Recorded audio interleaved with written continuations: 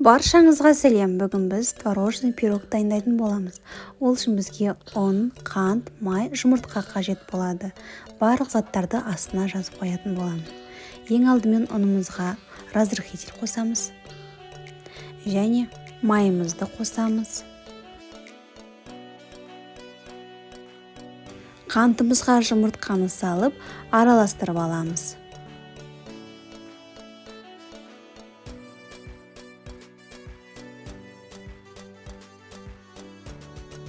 Ұнымыз бен майымызды видеодағыдай араластырамыз.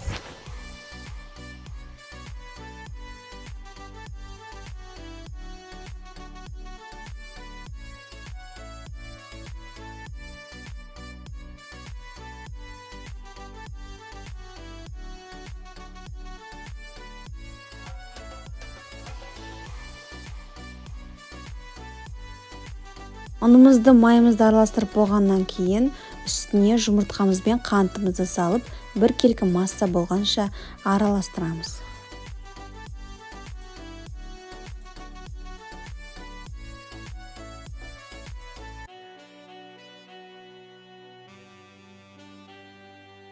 Егер де қамырыңыз қолға жабысып тұрса, кішкене ұн сеуіп жіберсеңіз болады.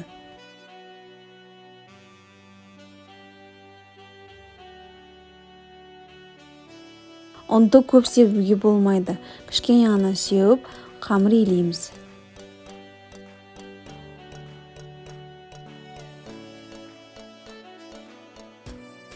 Холодильникке 20-30 минут бетін жауып, қойып қоямыз.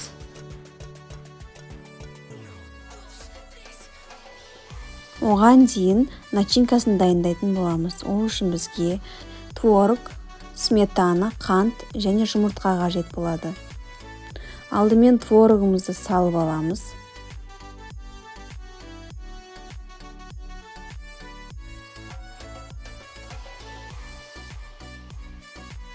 «500 грамм творогқа сметанамызды салып және қантымызды, жұмыртқамызды салып, бір келкі масса болғанша блендерлейміз.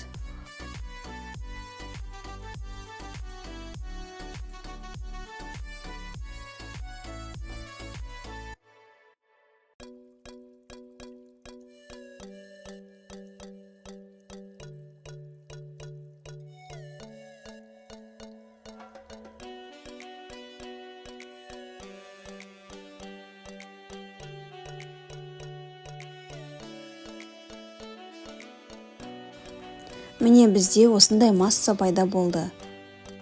20-30 минут тұрған тестамызды алып, 22 диаметр ыдысымызға жаятын боламыз.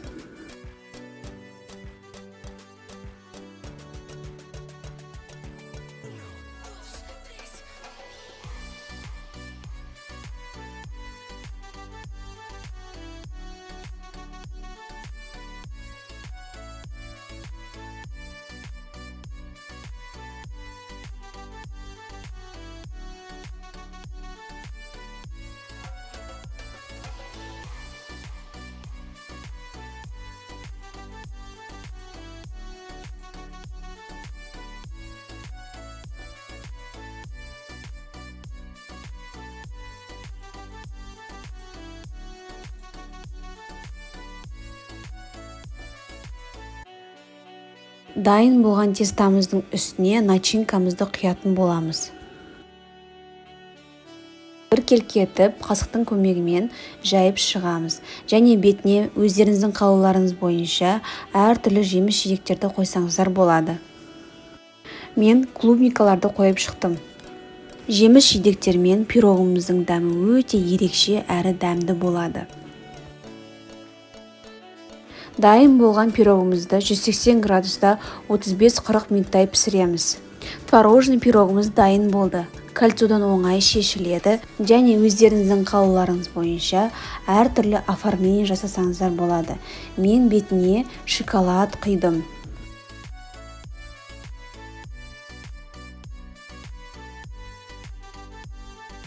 Дәмі өте керемет болып шығады. Жасап көріңіздер. Мен бұл творожный пирогты көбінесе заказға жасаймын.